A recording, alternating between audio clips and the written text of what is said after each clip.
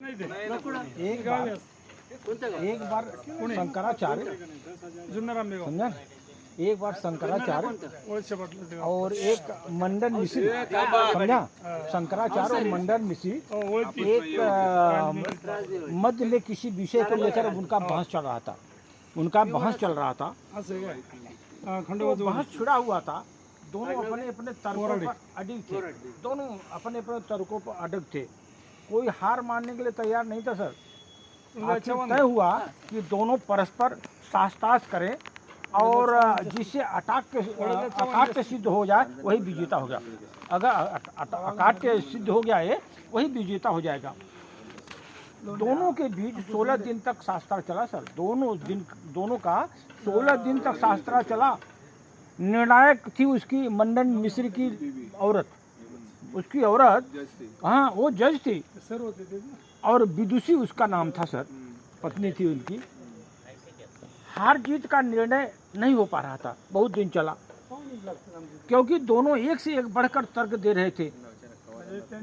इसी बीच देवी भारती को किसी जरूरी काम से बाहर जाना हुआ, कुछ समय के लिए बाहर जाना हुआ।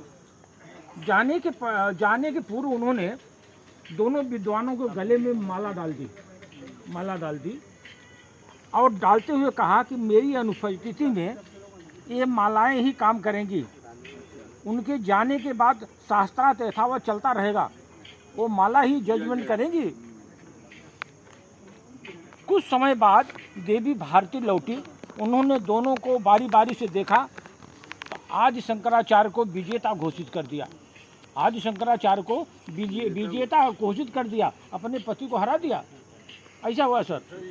अपने पति को बिना आधार पर पराजित करार देने पर हैरानी जताते हुए लोगों ने इनका कारण पूछा तो ये सहजता से बोली, जब विद्वान पराजित होने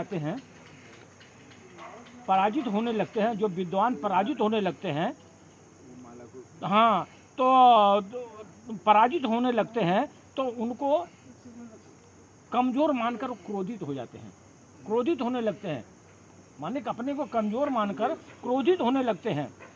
मेरे पति की गले की माला क्रोध के ताप से सूख रही थी, जबकि ये आचार्य के माला फूल अभी भी ताजे हैं। इससे प्रकट होता है कि शंकराचार्य ही विजयी हुए।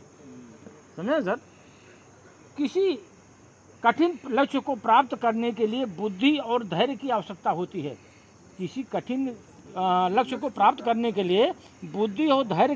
होती है।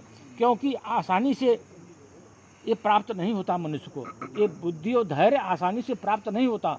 इसीलिए शंकराचार्य को विजेता घोषित करके उसकी पत्नी ने उनको अवार्ड दिया सर। समझा। तो ऐसा हालत है। धन्यवाद सर।